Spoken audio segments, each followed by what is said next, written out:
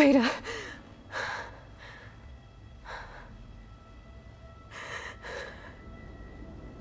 Varl.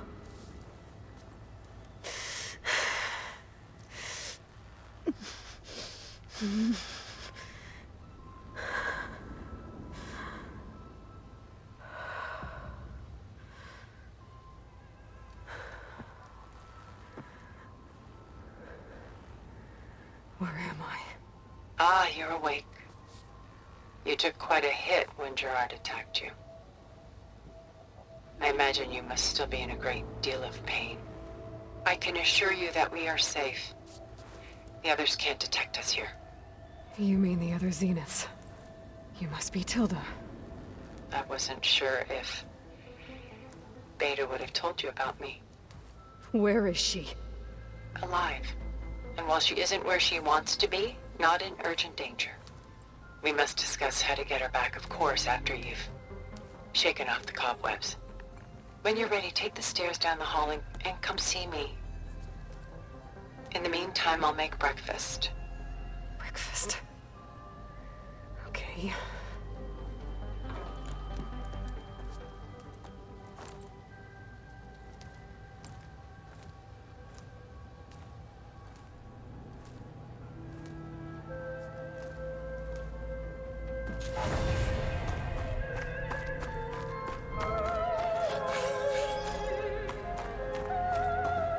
What was all this for? Some kind of survival bunker? What is this? Just a few favorites from my collection. Rescued and stored here just before I went off-world. Take a look, if you like. I'm curious to hear your impressions. Done so soon? I've got more important things to worry about. We both do. There is much we are trying to save. Not the least of which is in that vault. There's nothing wrong with savoring such treasures for a moment more. Or come upstairs and we'll get down to business. Your choice.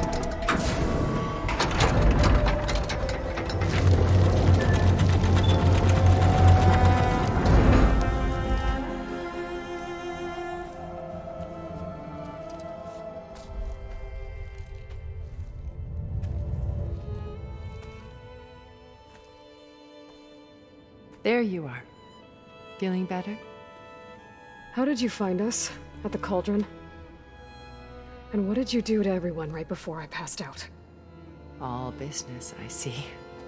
Well, suffice it to say we were keeping a very close eye on Hephaestus, knowing we would need it at some point.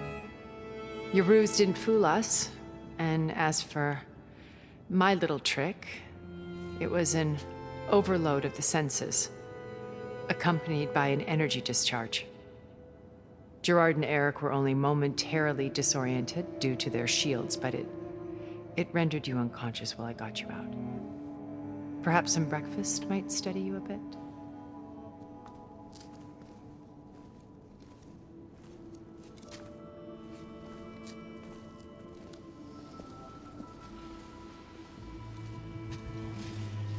This was your house. The one you recreated for Beta, in the data channel you shared. How perceptive of you. Please, this way.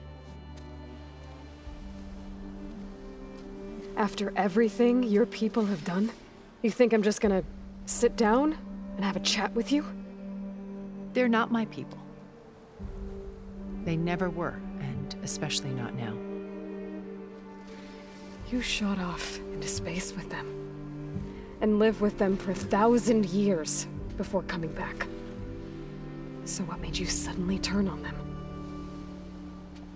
Quite simply, this. My old focus. You repaired it? But that means you've seen Incredible things. What you've accomplished in 2 decades of life.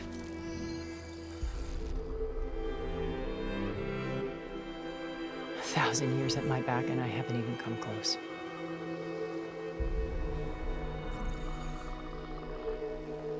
I'm sorry if I invaded your privacy, but I had to. In order to understand. To be enlightened. You truly are Elizabeth's blood. With her drive, her sense of mission, her integrity. Watching all this shamed me for the company that I've kept. Having seen it, all I want is to help you. Even if it means stopping your friends? Especially so. Please, sit down.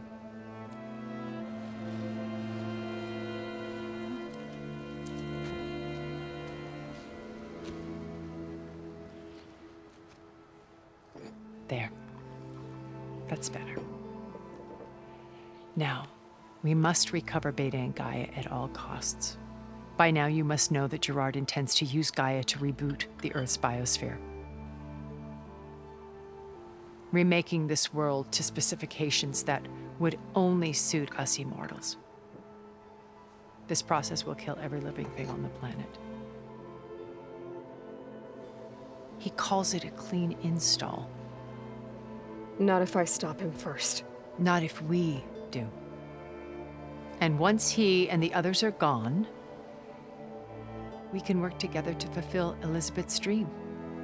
I'm sure Beta told you that there's a build of the Apollo database on board our ship. A complete collection of human knowledge. With that and Gaia, we could do everything Elizabeth wanted. Heal the biosphere, educate the people of this world, uplift them. Create the world she imagined. Let's not get ahead of ourselves. From what I've seen, your friends are invincible. I do wish you would stop calling them my friends. And they're not invincible. In fact, a friend of yours has found a way to defeat them. Silence. Oh, he's been a busy bee, building an army powerful enough to crash through Gerard's precious base. Regala and her rebels. Even now, she's preparing a final march on the Tenakth capital. When she wins, she'll have the entire tribe under her control. Hundreds of warriors and machines to throw at the base. She's been duped. They'll all perish, of course. But it should be enough to break Gerard's defenses and allow Silence to kill him. Along with all the others. Using the new weapon he's developed. Yes, he's found a way to circumvent our shields. Truly an exceptional man. He's planned for everything. Except you and me. You see, while his army is battering down Gerard's doors, you and I will sneak in through a back way. One that only I know about. While Silence and my friends are busy battling each other, we'll take back Beta and Gaia. I told you I want to help you. I mean it.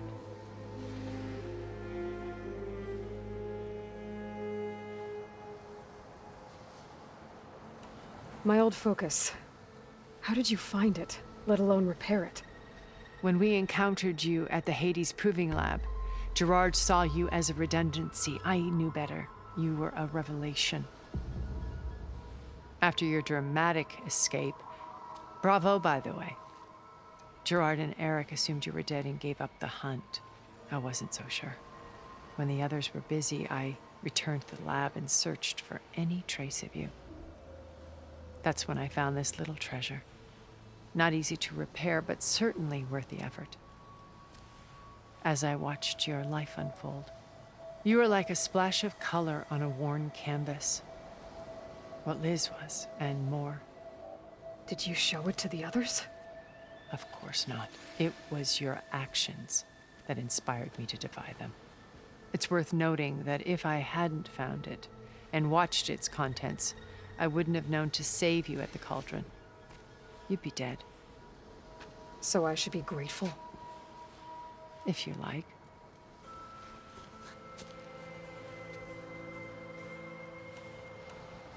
So you know all about me. What about you? What would you like to know? Well, start with your life on Earth. When I was 8, terrorists flooded my home city. Thousands drowned, my parents included. I was one of the few who survived. My guardian sent me to boarding school. Among my peers, I was the strange girl, the orphan to be avoided. All because of circumstances beyond my control. Oh. So we're a lot alike, huh? Aren't we? You were an outcast. But you didn't let that stop you from getting what you needed. Neither did I. I climbed my way out of desolation and used my wits to build a fortune. First, from the technical analysis of art and the detection of forgeries. Profitable expertise in those days. But as it turned out, the software I developed was even more useful for counterintelligence. From there, it was only a short step to gathering extremely valuable intelligence on my own. You were a spy? More like a service one could turn to for information. I had to remain anonymous, of course, to protect my privacy. But despite that anonymity, Far Zenith inevitably sought me out. What happened when Far Zenith approached you? They painted an irresistible vision of humanity's future. One where we need not fear illness or death, where we explored the furthest reaches of the stars and thrived. It was only later that I realized that they only intended to bequeath this future to the rich and powerful. By the time I finally figured it out, the walls were closing in, Faro's machines were devouring the Earth. So I accepted Far Zenith's invitation to a berth on the Odyssey. I wanted Liz to come, but she had nobler plans, as you well know.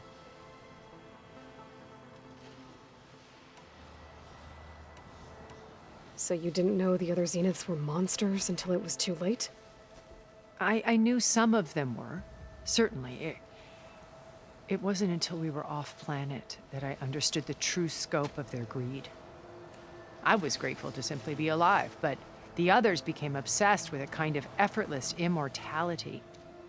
They built a colony where machines serviced their every need, where any memory or fantasy could be endlessly savored in virtual reality. It wasn't life. It was stultifying, a pampered dream state. As the decades passed, I withdrew more and more, alone yet again, but this time with eons to consider my mistakes. Now finally, having met you, I feel like I have a second chance. To do what? Help you, of course. To fulfill Liz's dream, which isn't so different from Far Zenith's original vision. A better future for humanity. You said Beta is not in urgent danger, so what are the Zeniths doing to her? Putting her to work. Merging Hephaestus with Gaia. A difficult, time-consuming task, as I'm sure you know. They will compel her if need be, but her life is not in danger. She's the only one who can do it. Because you people made her to be nothing but a tool. Gerard's idea, not mine. They always viewed me with suspicion when I attempted any form of kindness towards her. That's why I created the data channel. A virtual place where we could speak in peace. So this channel you shared with Beta, none of the other Zeniths ever found out about it. Gerard believes he's the most cunning of all of us. Even after 1,000 years, he still can't imagine that I would outwit him. The channel allowed me to interact with Beta away from their mistrustful eyes. It offered us a chance to be ourselves. Until you cut off all contact. Yes, though it pained me. I was worried that our meetings would do her more harm than good. Well, she felt like you tossed her aside. I was afraid the others would find out and punish her. She may not have had the comforts of friendship anymore, but at least I ensured she was safe. I know it seems harsh, but you must believe that her well-being has always been paramount to me. Why did you make the data channel look like this place? I built this house as a shelter to weather any storm, a safe place. Not just for me, but for the art stored below. Cultural artifacts of incalculable value. Truly some of the greatest achievements of human civilization. And you wanted Beta to see them? Yes. Her upbringing was so cold and technical. I thought if she could experience Vermeer and Rembrandt, it would bring something else into her life. A heritage every bit as valuable as the scientific and technical data being drummed into her. I'm sorry I had to cut off contact, but I'll never regret sharing this house with her. She needed its shelter even more than I did. Beta told me your colony was destroyed. That you came back to Earth because you had nowhere else to go. It's true. After we reached our destination, a planet in the Sirius star system, we spent decades building a new home. The physical constraints of Earth, the boundaries of mortality, gone. To think of what we could have done with it. It might have been a utopia. Instead, we stagnated, absorbed in effortless comforts and virtual realities. It took a cataclysm to finally yank us out of our stupor. What happened? A massive geological event. We knew of instabilities in the planet core, but we underestimated them. By the time the collapse was upon us, it was too late to stop it. Only a few of us made it to the ship in time. We set course for Earth, the only safe harbor left to us. Which you decided to make unsafe for anyone else. Not me. Gerard. He believes it's better to wipe the canvas clean than work around the smudges. No more primitive tribes, no more combat machines, only a blank slate to do with as he pleases. But we will stop him. All we have to do is get into that base. What exactly is your plan to sneak into the Zenith base? We will make use of a lesson I learned from an early age. Always know your exits. In this case, a place where Gerard's new construction meets the ancient foundation, a passage that only I can access.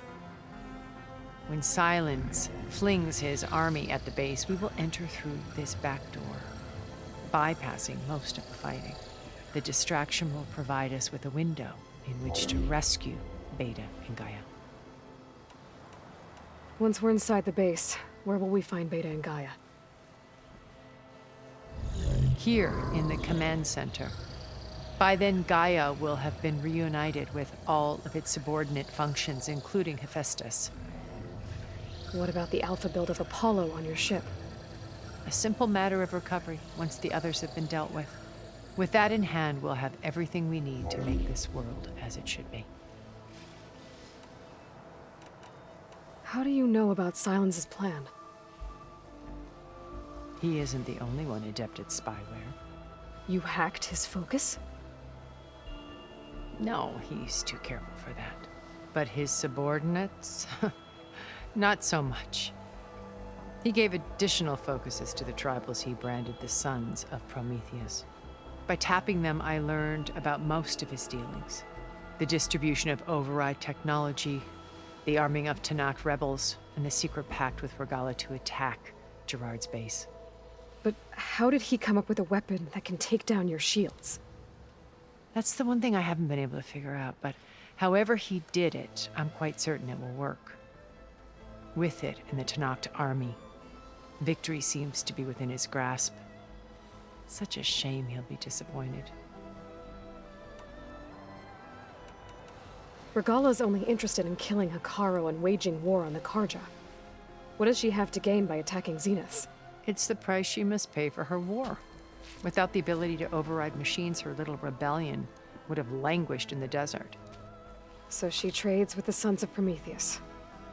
Machines to help her overthrow Hekarro, in exchange for an assault on the base.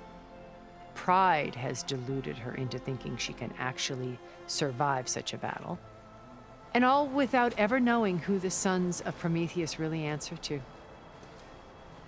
Yet for all of Silence's brilliance, still he underestimates you. That blind spot is what will allow us to take Beta and Gaia right out from under him. While hundreds of Tenakth are cut down outside. So you knew Elizabeth. What was she like? Liz was everything she was. I see in you. And more. Your ingenuity, your determination, your moral compass. You've managed to distill her greatest qualities and make them your own. I'm not asking about me. Tell me about Elizabeth. What was she really like? The honest answer is that I don't actually know. For all the time that I spent with her, she always kept a part of herself locked away. It was like that from the moment we met. So when you met Elizabeth, she was what? Distant? Aloof? Not aloof. Not exactly. It was a summit in Paris about machine learning, a touchy subject in those days, because regulatory authorities were just starting to clamp down on AIs.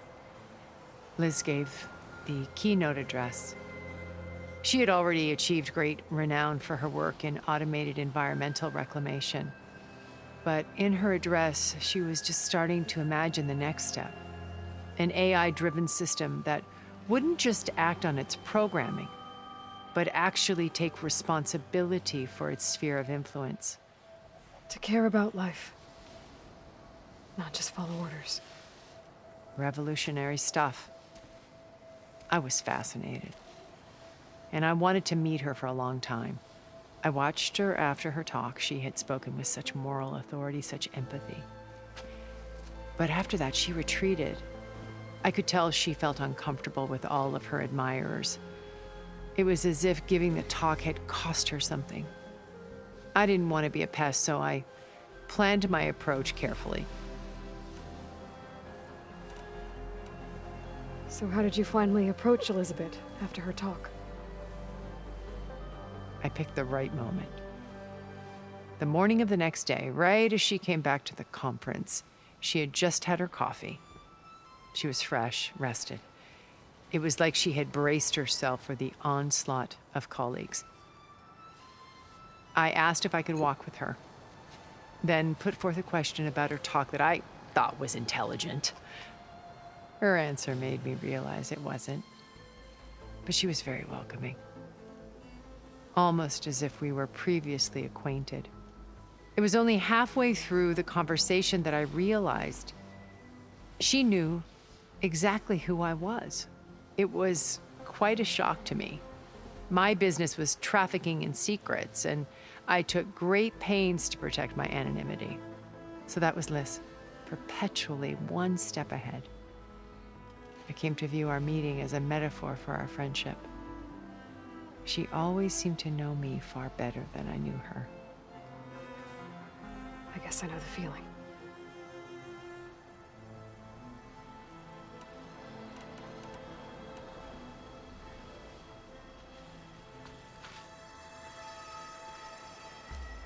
First Varl. Now Hekarro and the Tenakth. Your plan would wipe out an entire tribe. There has to be another way. We are in an admittedly desperate situation, but I assure you there isn't. Remember Zero Dawn. Elizabeth's sacrifice. Sometimes many have to die for a new world to grow. If it looks impossible, look deeper. Wait. The data channel. It still exists, doesn't it? I need you to open it. Let me talk to Beta. Impossible. We might be detected. It's worth the risk. There is another way, one where the Tenakth survive. But we won't. If the others... If you want to help, open it.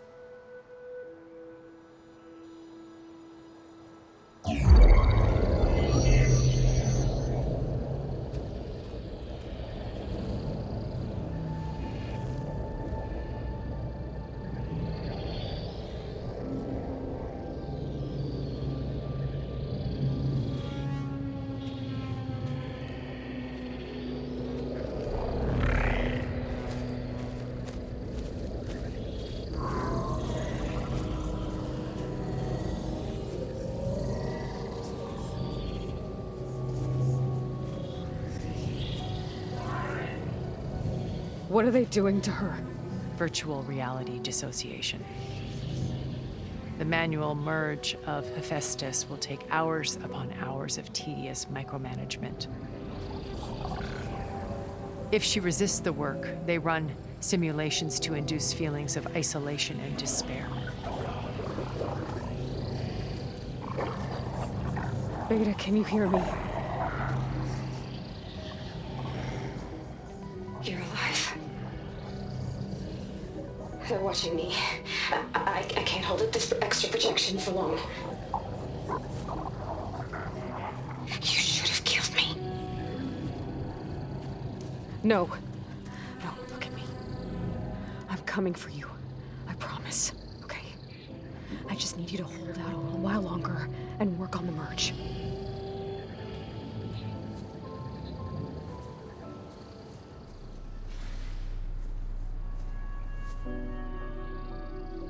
Then I think it can be done. I'll contact again when it's time. Can you hold on? As long as I know you're coming for me, I can endure anything.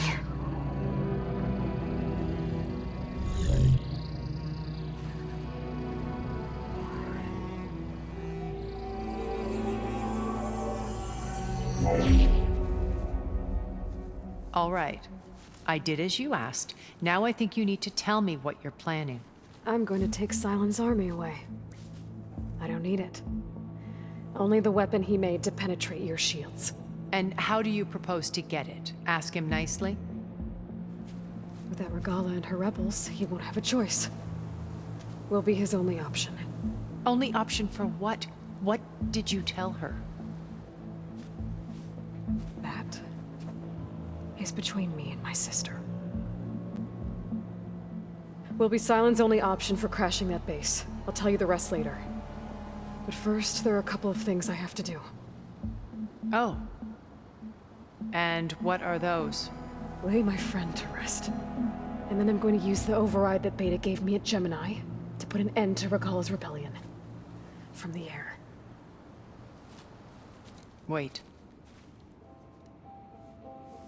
Since you insist on doing things your way, I know of something that will truly help you make a grand entrance with the Tenakth. The ancient Horus Titans still possess electromagnetic energy cells as part of their arsenal. Drop one of those on Regala's army and they'll receive quite a surprise.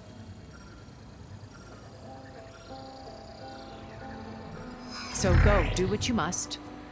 I'll come to your base if you manage to bring Sylens to the table. Not if. When.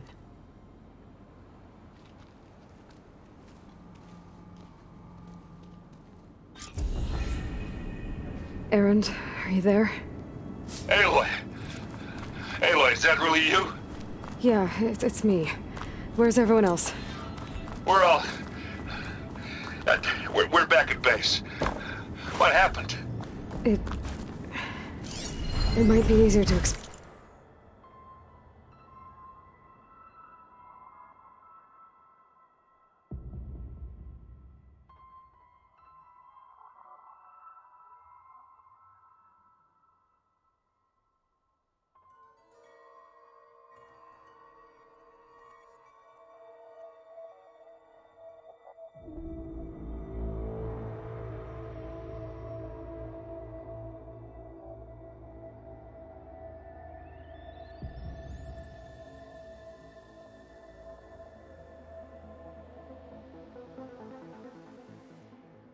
explain in person.